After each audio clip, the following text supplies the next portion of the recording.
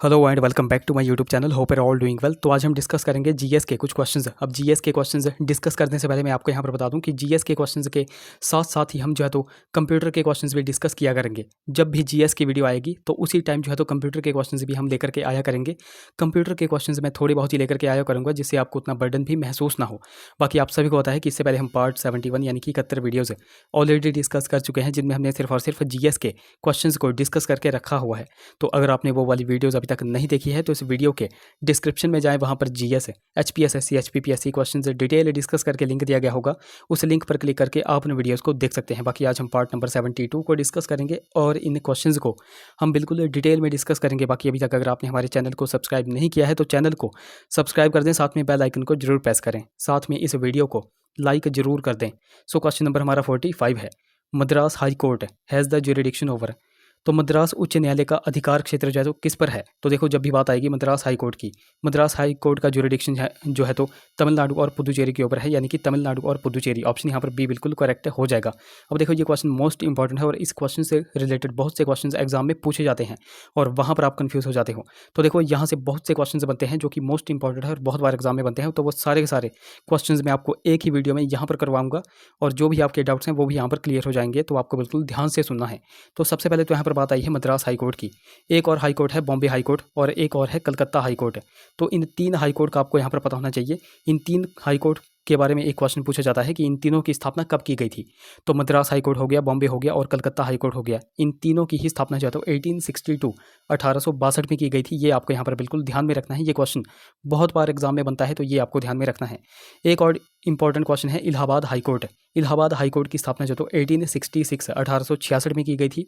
और Karnataka high court, ये question जो है तो सेंट्रल लेवल के एग्जाम में बना था, तो आने वाले एग्जाम्स में ये बन सकता है। कर्नाटका हाई कोर्ट की स्थापना जो है तो 1884 1884 में की गई थी।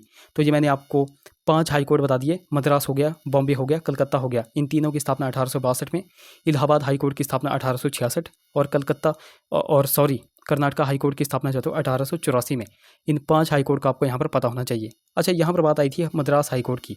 मद्रास हाई कोर्ट में जो है तो कौन कौन से स्टेट्स और यूटी आती हैं? तो इसमें तमिलनाडु और पुदुचेरी आती हैं। ऑप्शन यहाँ पर बी करेक्ट था।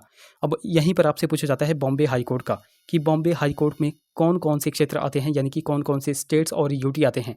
तो बॉम्बे हाई कोर्ट में जब भी आएगा तो उसमें गोवा आता है, दादर नागर हवेली आता है, दमन दीव आता है और महाराष्ट्र आता है। ये आपको ध्यान में रखना है। बॉम्बे के बाद आपको ध्यान में रखना है Calcutta high court. Calcutta high court में एक तो आता है अंडमान निकोबार और एक आता है वेस्ट बंगाल। ये आपको यहाँ पर ध्यान में रखना है। अब ये तो हमने देखा, बॉम्बे भी देख लिया और कलकत्ता हाई कोर्ट भी देख लिया। फिर आता है most important Guwahati high court, जो कि कहाँ पर है? तो वो है असम में। तो गुवाहाटी हाई कोर्ट में के अधिकार क्षेत्र में कौन कौन से एरिया आते हैं, यानी कि कौन कौन से स्टेट्स आते हैं, वो भी आपको पता होना चाहिए। तो गुवाहाटी हाई कोर्ट के अधिकार क्षेत्र में अरुणाचल प्रदेश आ जाता है, असम आ जाता है, उसके बाद मिजोरम आ जाता है और नागालैंड आ जाता है। ये आपको 4 के 4 स्टेट्स पता होने चाहिए। ये भी मोस्ट इंपॉर्टेंट है और बहुत बार एग्जाम में बनते हैं। अच्छा, यहाँ पर बात आई थी मद्रास हाई कोर्ट की, तो वैसे ही आपसे पूछा जा सकता है Kerala high court. Kerala high court के अधिकार क्षेत्र में कौन कौन से स्टेट्स और यूटी आते हैं? तो इसमें एक तो केरल स्टेट आता है और एक लक्षद्वीप आता है। ये आपको यहाँ पर ध्यान में रखनी है। तो ये सारे के सारे मोस्ट इंपॉर्टेंट क्वेश्चंस मैंने आपको एक ही वीडियो में बता दिए। ये सारे के सारे आपको यहाँ पर नोट रखने हैं। अच्छा, एक यहाँ पर रह गया चंडीगढ़ हाई कोर्ट। तो चंडीगढ़ हाई कोर्ट के अधिकार क्षेत्र में एक तो चंडीगढ़ आता है जो कि यूटी है, एक आता है पंजाब और एक आता है हरियाणा। ये भी आपको यहाँ पर ध्यान में रखने हैं। अगले क्वेश्चन की बात की जाए, सो क्वेश्चन नंबर हमारा 46 है, which of the following depletes the UV radiation on earth. तो निम्नलिखित में से कौन पृथ्वी पर पराबैंगनी विकिरणों का क्षय करता है? तो देखो, पृथ्वी पर जो यूवी रेज होती हैं, अल्ट्रावायलेट रेज होती हैं, उनको आने से रोकने का काम कौन करता है? तो वो करती है ओजोन लेयर। ऑप्शन यहाँ पर ए सी करेक्ट हो जाएगा, ओजोन। अब देखो, आप सभी को पता है कि हमारा जो एटमॉस्फेयर है, एटमॉस्फेयर में जो तो टोटल 5 लेयर्स हैं, वो कौन कौन सी हैं वो भी आपको पता होना चाहिए। तो सबसे पहले आती है ट्रोपोस्फियर, उसके बाद आती है स्ट्रेटोस्फियर, उसके बाद मेसोस्फियर, उसके बाद आती है थर्मोस्फियर जिसको आइनोस्फियर कहा जाता है और लास्ट में आती है एक्सोस्फियर। तो जब भी बात आएगी ट्रोपोस्फियर की, तो ट्रोपोस्फियर यानी कि क्षोभ मंडल, इसमें जो तो मौसमी या फिर वायुमंडलीय घटनाएं होती हैं, ये आप सभी को पता है। और स्ट्रेटोस्फियर में जो है तो ओजोन लेयर पाई जाती है, ये भी आपको पता होगा।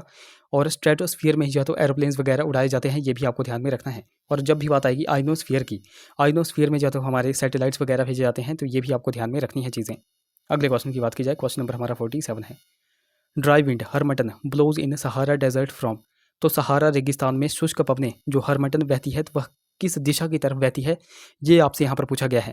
तो सबसे पहले मैं आपको यहाँ पर बता दूँ, ये जो हर्मिटन विंड है, हर्मिटन विंड को ही जो है तो डॉक्टर विंड कहा जाता है। पहले तो आपको यही पता होना चाहिए कि डॉक्टर विंड किस विंड को कहा जाता है, तो हर्मिटन विंड को ही डॉक्टर विंड कहा जाता है।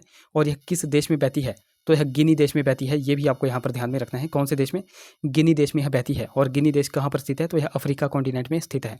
अब यहाँ पर बात आई है हर्मिटन विंड की, यह किस डायरेक्शन में बहती है, तो मैं आपको यहाँ पर बता दूँ। मान लो यह है सहारा डेजर्ट, यह है सहारा डेजर्ट, और यहाँ पर है गिनी देश, यह है गिनी देश। तो ये किस तरफ बहेंगी, तो ये सहारा रेगिस्तान से चलती हैं गिनी देश की तरफ, यानी कि यह है पूर्व और यह है पश्चिम, यानी कि यह पूर्व से पश्चिम की तरफ बहती हैं। ये आपको यहाँ पर ध्यान में रखना है। इसलिए इस क्वेश्चन का राइट ऑप्शन हो जाएगा option B, east to west, पूर्व से पश्चिम। ऑप्शन यहाँ पर बी बिल्कुल करेक्ट हो जाएगा। आई होप ये क्वेश्चन आपको समझ में आ गया होगा। अब ये तो हमने देखी हर्मिटन विंड, कुछ और भी विंड है जो कि आपसे पूछी जाती हैं, जैसे कि चिनूक हो गई। चिनूक हवा जो है तो कहाँ पर बहती है, तो यह यूएसए में बहती है। और चिनूक जो है तो यह एक हॉट विंड है, यानी कि गर्म हवा है। ये भी आपको ध्यान में रखना है। फिर कई बार आपसे पूछा जाता है सिरोको, सिरोको हवा जो है तो यह भी एक हॉट विंड है, यानी कि गर्म हवा है। और यह कहाँ से कहाँ की तरफ बहती है, तो यह भूमध्य सागर यानी कि मेडिटेरियन से जो है तो मेडिटेरियन सी से जो है तो यूरोप की तरफ बहती है। ये भी आपको यहाँ पर ध्यान में रखना है। नॉर्वेस्टर भी आपसे कई बार पूछा जाता है कि नॉर्वेस्टर विंड यह किस प्रकार के विंड है, तो यह हॉट विंड है। ये आपको पता होना चाहिए। और यह किस देश में बहती है, तो यह न्यूजीलैंड देश में बहती है। फिर आपसे पूछा जाता है मिस्ट्राल, मिस्ट्राल जो विंड है यह किस प्रकार की विंड है, तो यह एक ठंडी विंड है। ये आपको पता होना चाहिए, ठंडी विंड है। और यह स्पेन देश में बहती है। तो ये इंपॉर्टेंट विंड्स मैंने आपको यहाँ पर बता दी, जो कि बहुत बार एग्जाम में बनती है। ये सारी की सारी आपको यहाँ पर ध्यान में रखनी है। बाकी अभी तक अगर आपने हमको टेलीग्राम और इंस्टाग्राम पे फॉलो नहीं किया है तो वहाँ पर जाकर फॉलो कर लें। लिंक देखो आपको डिस्क्रिप्शन में मिल जाएगा। बाकी देखो लिंक कई बार चलता नहीं है, तो आपको सिंपली टेलीग्राम पे जाना है और @लेट्स प्रिपेयर टू सर्च करना है, आपको हमारा चैनल मिल जाएगा। उसी प्रकार आपको इंस्टाग्राम पे जाकर के लेट्स प्रिपेयर टुगेदर सर्च करना है। अगर कोई क्वेरी होगी तो आप मुझे इंस्टा पे मैसेज कर सकते हैं। बाकी अगर आपको वीडियोस सच में हेल्पफुल लगती हैं तो जरूर से वीडियोस को लाइक कर दिया करो, कमेंट किया करो, और अपने भाई बहनों के साथ जरूर से हमारी वीडियोस को शेयर किया करो। सो क्वेश्चन नंबर 51 की अगर बात की जाए, Asia's first underground hydel project is located in which state, तो एशिया की प्रथम भूगर्भ जल विद्युत परियोजना किस राज्य में स्थित है, तो यह है हिमाचल प्रदेश में। ऑप्शन यहाँ पर डी करेक्ट हो जाएगा। अब आप पूछोगे कि कौन सी यह जल विद्युत परियोजना है जो कि एशिया की प्रथम भूगर्भ जल विद्युत परियोजना है, तो वह है नाथपा झाकड़ी परियोजना। ये भी आपको यहाँ पर ध्यान में रखना है। और नाथपा झाकड़ी परियोजना जो है तो किस जिले में है, तो यह किन्नौर जिले में है। ये आप सभी को पता है, मैं आपको बहुत बार बताता हूँ। और नाथपा झाकड़ी ये जो प्रोजेक्ट है यह किस नदी पर बनाया जा रहा है, तो यह सतलुज नदी पर बनाया जा रहा है। अब नाथपा झाकड़ी से बहुत से क्वेश्चंस बनते हैं, जैसे कि इसकी कंस्ट्रक्शन कब स्टार्ट हुई थी, तो 1993 1993 में इसकी कंस्ट्रक्शन जो है तो स्टार्ट हुई थी। ये भी आपको पता होना चाहिए। और 27.4 किलोमीटर अंडरग्राउंड लंबी टनल है इसमें, ये भी आपको ध्यान में रखना है। 2003 में जो है तो इसको स्टार्ट किया गया था, ये भी आपको ध्यान में रखना है। टोटल कैपेसिटी कितनी है नाथपा झाकड़ी परियोजना की, तो वह है 1500 मेगावाट। और कौन सी एजेंसी इसको एग्जीक्यूट करती है, तो वह है SJVNL, यानी कि सतलुज जल विद्युत निगम लिमिटेड इसको एग्जीक्यूट करने वाली एजेंसी है। तो ये भी मैं आपको बहुत बार बताता हूँ। तो ये सारे के सारे क्वेश्चंस हमने यहाँ पर देख लिए, ये भी आपको यहाँ पर ध्यान में रखने हैं। अगले क्वेश्चन की बात की जाए, lunar eclipse is caused when the, तो चंद्र ग्रहण होता है जब, तो चंद्र ग्रहण कब होगा, ये भी आपको पता होना चाहिए। जब जो है तो पृथ्वी सूर्य और चंद्र के बीच में आ जाती है। ऑप्शन यहाँ पर बी बिल्कुल करेक्ट हो जाएगा। यहाँ पर 53 का देखो, 52 का देखो। हाँ, यहाँ पर 52 का देखो, राइट ऑप्शन बी ही होगा। जब पृथ्वी जो है तो सूर्य और चंद्रमा के बीच में आ जाती है, यहाँ पर सूर्य हो गया और यहाँ पर चंद्रमा हो गया, तो तब जो है तो चंद्र ग्रहण होता है। ये आपको यहाँ पर ध्यान में रखनी है चीज़ें। अगले क्वेश्चन की बात की जाए, क्वेश्चन नंबर हमारा 53 है। क्वेश्चन नंबर हमारा 53 है, स्प्रिंग टाइड्स अकर्स व्हेन, तो वृहद ज्वार तब होता है जब। अब वृहद ज्वार भाटे कब आते हैं, जब जो है तो सूर्य हो गया, फिर उसके बाद चंद्रमा हो गया और पृथ्वी हो गई, ये जो है तो एक ही सीधी में आ जाएं। ये हो गया हमारा सन, ये हो गया मून, और ये हो गई अर्थ। तो जब ये एक ही सीधी में आ जाएंगे तब जो है तो स्प्रिंग टाइड्स होगी। इसलिए इस क्वेश्चन का राइट ऑप्शन क्या हो जाएगा, ऑप्शन डी यहाँ पर करेक्ट हो जाएगा। The moon, the sun and the earth are in same line, चंद्रमा सूर्य और पृथ्वी जब एक ही पंक्ति में हुई तब जो है तो वृहद ज्वार आएगा। ऑप्शन यहाँ पर डी करेक्ट हो जाएगा। अच्छा, यहाँ पर देखो ऑप्शन सी में देख करके रखा है, शीर्ष पर चंद्रमा के साथ शीर्ष पर पृथ्वी के साथ चंद्रमा, सूर्य और पृथ्वी समकोण पर है। यानी कि ये यहाँ पर क्या कहा गया है, शीर्ष पर पृथ्वी के साथ चंद्रमा, यानी कि ये है हमारी अर्थ, और शीर्ष पर हो गया चंद्रमा यानी कि मून, और सूर्य और पृथ्वी समकोण पर हैं, यानी कि ये है हमारी अर्थ, और यहाँ पर हो गया सन। तो ये हो गया हमारा समकोण, ये आपको ध्यान में रखना है। तो जब भी ऐसी स्थिति होगी तब क्या होगा, ये भी आपको यहाँ पर पता होना चाहिए। तो जब भी समकोण ऐसी आएगी तो वहाँ पर जो है तो उस स्थिति को जो है तो लघु ज्वार कहा जाता है, यानी कि लो टाइड्स यहाँ पर आएंगे, कम ज्वार यहाँ पर आएंगे। तो ये है लो टाइड्स की सिचुएशन, ये भी आपको यहाँ पर ध्यान में रखना है।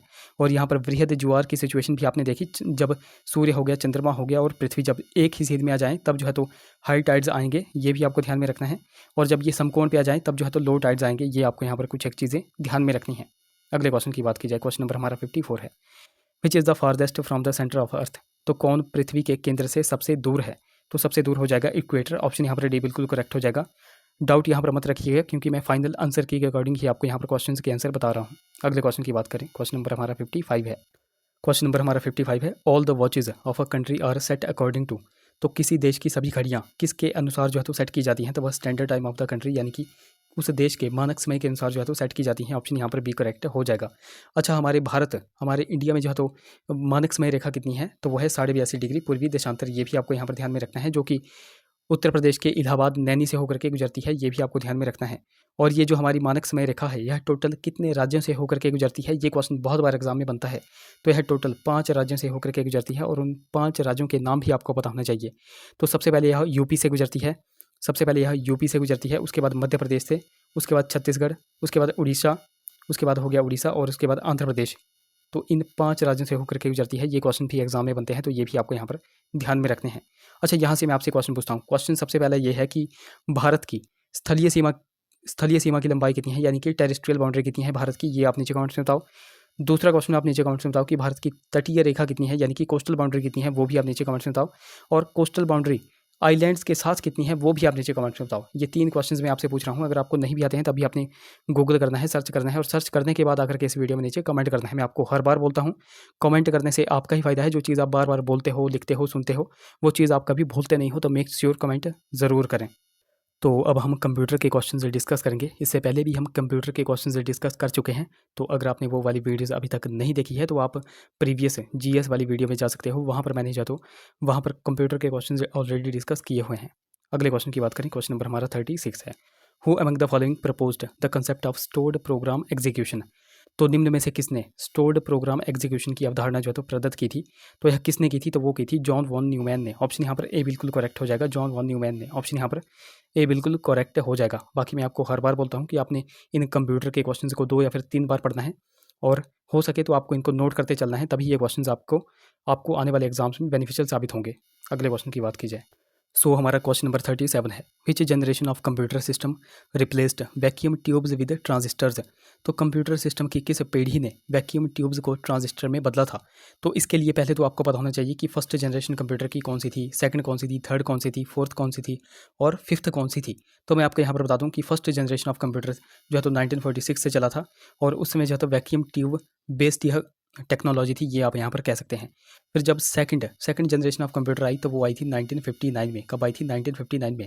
इसमें जो है तो ट्रांजिस्टर का यूज़ किया जाने लगा, ट्रांजिस्टर बेस यह टेक्नोलॉजी थी, ये आपको ध्यान में रखना है। और यही आपसे यहाँ पर पूछा गया है कि कंप्यूटर सिस्टम की किस पीढ़ी ने वैक्यूम ट्यूब को ट्रांजिस्टर में बदला था? तो आपको भाई यहाँ पर पता चल गया, जो फर्स्ट जनरेशन ऑफ कंप्यूटर थी उसमें वैक्यूम ट्यूब का यूज़ किया जाता था, और सेकंड में जो था ट्रांजिस्टर का यूज़ किया जाता था। इस हिसाब से देखा जाए तो इस क्वेश्चन का क्या होगा राइट ऑप्शन? ऑप्शन यहाँ पर बी बिल्कुल करेक्ट, ऑप्शन यहाँ पर ए करेक्ट हो जाएगा, द्वितीय, यानी कि second generation of computer. Option यहाँ पर ए बिल्कुल करेक्ट हो जाएगा। अच्छा, यहाँ पर हम देख ही लेते हैं, फर्स्ट जनरेशन ऑफ कंप्यूटर जो है तो 1946 में स्टार्ट हुई थी, और यह वैक्यूम ट्यूब बेस्ड कंप्यूटर थी, बेस्ड जो है जो टेक्नोलॉजी थी। और सेकंड जनरेशन ऑफ कंप्यूटर जो है तो 1959 में शुरू हुई थी, और यह ट्रांजिस्टर बेस्ड थी। थर्ड जनरेशन ऑफ कंप्यूटर जो है तो 1965 में शुरू हुई थी, और यह आईसी बेस्ड यानी कि इंटीग्रेटेड सर्किट बेस्ड थी। फोर्थ जनरेशन कंप्यूटर जो है तो 1971 में शुरू हुई थी, और यह VLSI माइक्रो प्रोसेसर बेस्ड थी, यानी कि very large scale integration micro processor based थी। उसके बाद फिफ्थ जनरेशन जो है तो 1980 से ऑनवर्ड है, और इसमें जो है तो ULSI माइक्रो प्रोसेसर बेस है, यानी कि ultra large scale integration micro processor base पर यह आधारित है। तो ये भी आपको यहाँ पर कुछ एक चीज़ें ध्यान में रखनी है। अगले क्वेश्चन की बात की जाए तो क्वेश्चन नंबर हमारा 38 है, the process of writing data on a CD is also known as dash data to the CD। तो एक CD पर डेटा को लिखने की प्रक्रिया को डेटा को CD पर डैश करना भी कहा जाता है। तो सबसे पहले देखो आपको क्या करना है, जब भी कंप्यूटर के क्वेश्चंस आएंगे तो आपको फोकस रखना है कि आप इनको जो है तो इंग्लिश में ही पढ़ें, इंग्लिश में ही आपको ये समझ में आएंगे। The process of writing data on a CD is also known as is also known as burning data to the CD। Option यहाँ पर सी बिल्कुल करेक्ट हो जाएगा। इस क्वेश्चन का राइट ऑप्शन क्या हो जाएगा? ऑप्शन यहाँ पर सी बिल्कुल करेक्ट हो जाएगा। अगले क्वेश्चन की बात की जाए, क्वेश्चन नंबर हमारा 39 है। Which register is used as a working area in CPU, यानी कि सेंट्रल प्रोसेसिंग यूनिट। तो किस रजिस्टर का प्रयोग जो है तो CPU में एक वर्किंग एरिया के तौर पर किया जाता है? तो वो किया जाता है एक्यूमुलेटर का। ऑप्शन यहाँ पर ए बिल्कुल करेक्ट हो जाएगा। 39 का देखो राइट ऑप्शन क्या हो जाएगा? ऑप्शन ए यहाँ पर करेक्ट हो जाएगा। क्वेश्चन नंबर 40 की अगर बात की जाए, what is the full form of SEO। तो SEO की फुल फॉर्म क्या होगी? तो ये आपसे यहाँ पर पूछा गया है, तो इसकी फुल फॉर्म हो जाएगी सर्च इंजन ऑप्टिमाइजेशन। ऑप्शन यहाँ पर बी बिल्कुल करेक्ट हो जाएगा। अगले क्वेश्चन की बात की जाए, क्वेश्चन नंबर हमारा 41 है। Which provides mobile user with positioning, navigation and timing services. तो कौन मोबाइल उपयोगकर्ताओं को पोजिशनिंग, नेविगेशन तथा टाइमिंग सेवाएं जो है तो प्रदान करता है? तो कौन करता है? तो वो करता है GPS। ऑप्शन यहाँ पर सी बिल्कुल करेक्ट हो जाएगा। अब GPS की फुल फॉर्म क्या होती है?